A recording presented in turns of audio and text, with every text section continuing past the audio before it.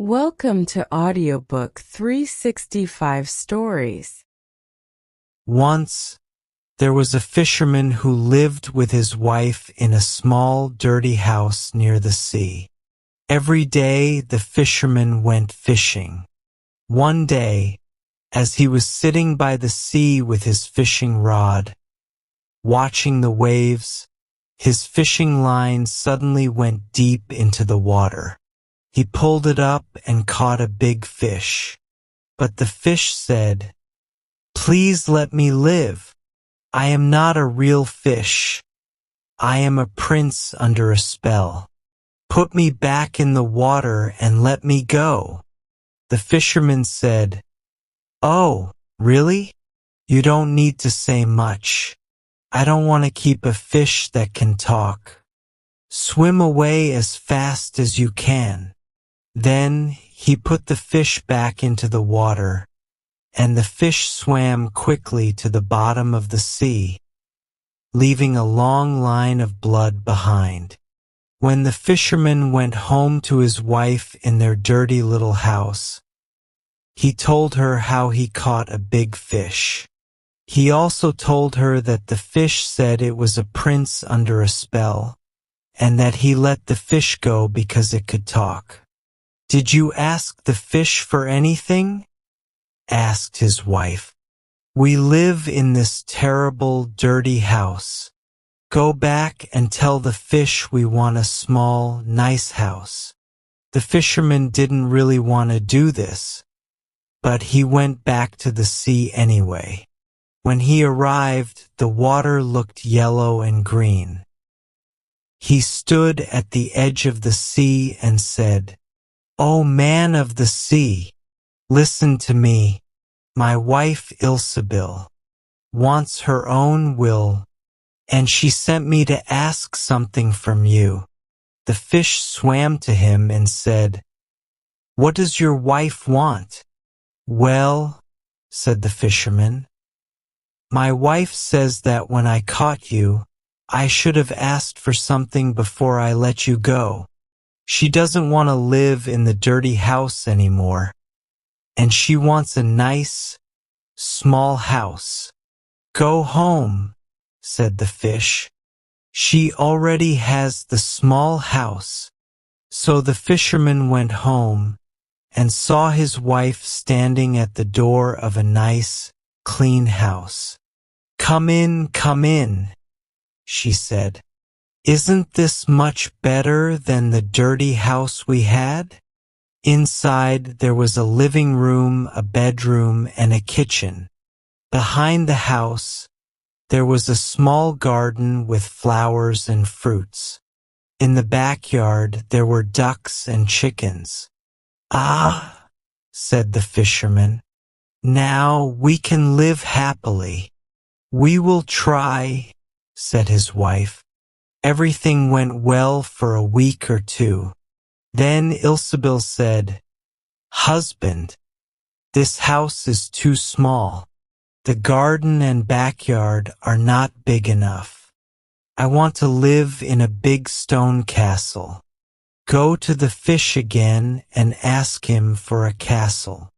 "Wife," said the fisherman, "I don't want to go back to the fish. He might get angry. We should be happy with this nice house." "Nonsense," said the wife. "He will give us the castle. Go and ask him." The fisherman went to the sea, but he felt very sad. When he got to the sea, the water looked dark and sad, even though it was calm. He walked to the edge of the waves and said, "Oh, man of the sea, listen to me. My wife Ilsebil wants her own will, and she sent me to ask something from you." "What does she want now?" asked the fish.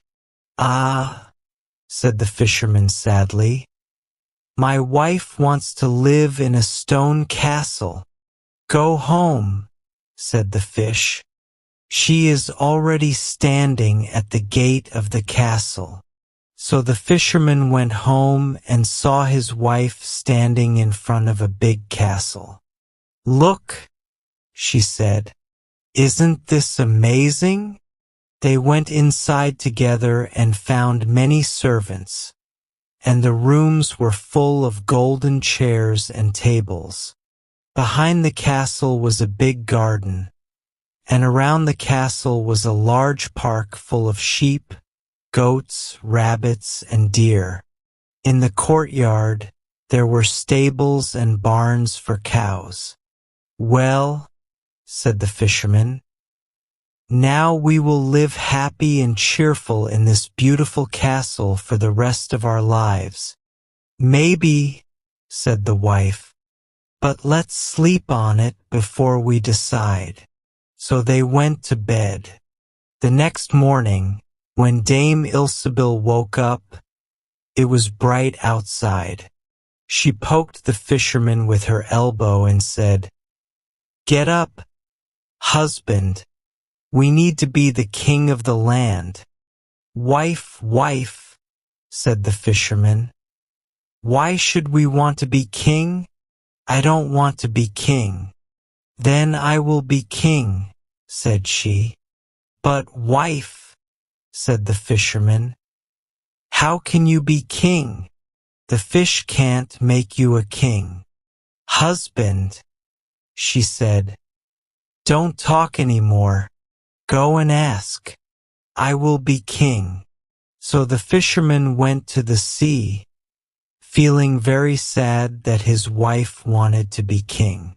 This time, the sea looked dark gray and had big, rolling waves. He said, "O man of the sea, listen to me. My wife Ilsebil wants her own will, and she sent me to ask something from you." "What does she want now?" asked the fish. "Ah," said the fisherman, "my wife wants to be king." "Go home," said the fish. "She is king already." The fisherman went home, and as he came close to the palace, he saw many soldiers and heard drums and trumpets. When he went inside, he saw his wife sitting on a throne made of gold and diamonds, with a gold crown on her head. 6 tall young women stood next to her, each one taller than the other. "Well, wife," said the fisherman, "are you king?" "Yes," she said, "I am king."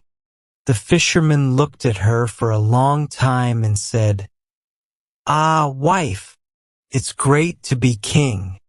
Now we will never need anything else for the rest of our lives." "I don't know about that," she said. "Never is a long time. I am king, yes, but I am starting to get bored. I think I want to be emperor now."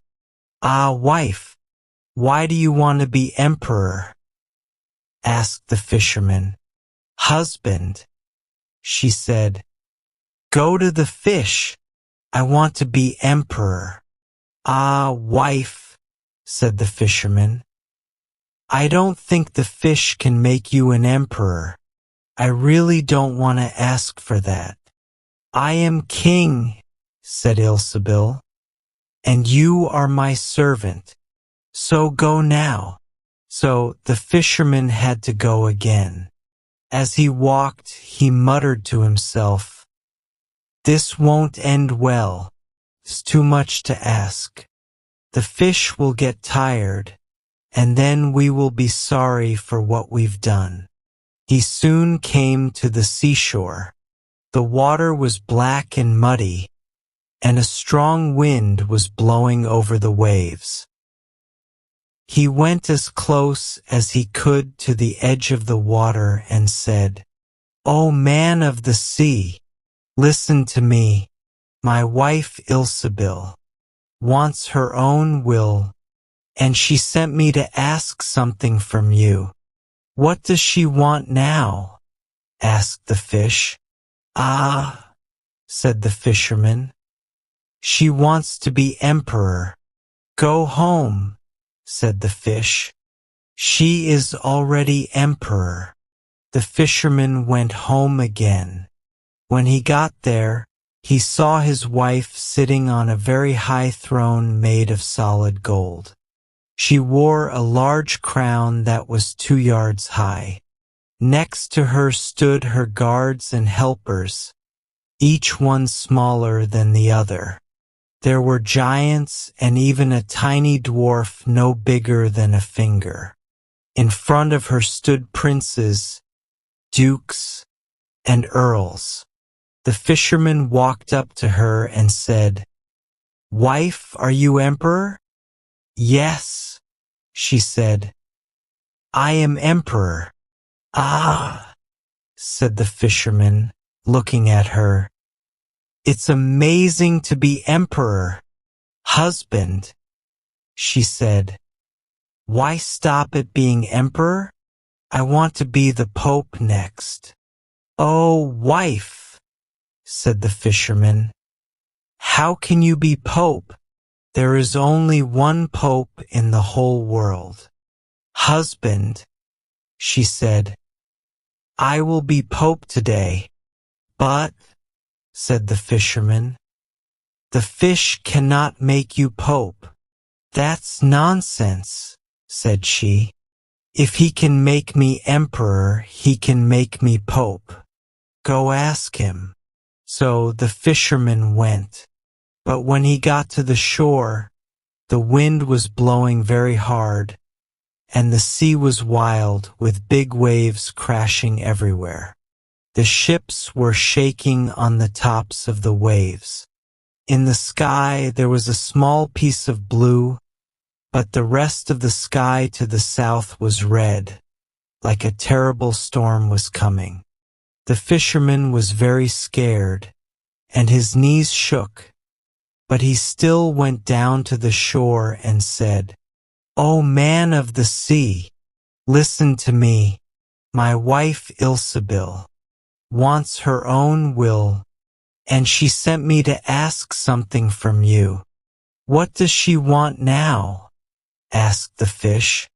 "Ah," said the fisherman, "my wife wants to be Pope." "Go home," said the fish. "She is Pope already."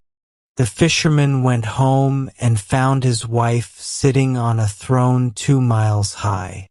She had 3 big crowns on her head, and all the power of the church was around her. There were 2 rows of burning lights beside her, of all different sizes. The biggest light was as tall as the highest tower in the world, and the smallest was like a tiny candle. "Wife," said the fisherman, looking at all this, "are you Pope?" "Yes," she said, "I am Pope." "Well, wife," said the fisherman, "being Pope is a great thing. Now you must be happy because there is nothing higher than the Pope." "I will think about that," said his wife. They went to bed, but Dame Ilsebil couldn't sleep all night. She was thinking about what she should be next. As she was about to fall asleep, morning came, and the sun rose. She woke up and saw the sun through the window. She thought, "I can't stop the sun from rising."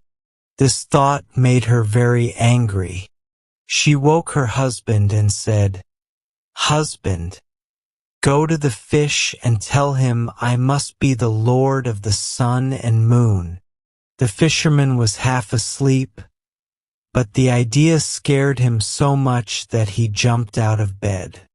"Oh, wife," he said, "can't you be happy with being Pope?" "No," she said, "I won't be happy as long as the sun and moon rise without my permission. Go to the fish now." The fisherman was shaking with fear, but he went down to the shore. As he walked, a terrible storm came. The trees and even the rocks shook. The sky was black with storm clouds, and lightning flashed while thunder roared. In the sea, huge black waves rose like mountains with white foam on top. The fisherman crept to the water's edge and cried out, as best as he could, "O man of the sea, listen to me. My wife Ilsebil wants her own will, and she sent me to ask something from you." "What does she want now?" asked the fish. "Ah," said the fisherman, "she wants to be the lord of the sun and moon." "Go home," said the fish, "and live in your pigsty again." And so the fisherman and his wife went back to the pigsty, where they live to this very day.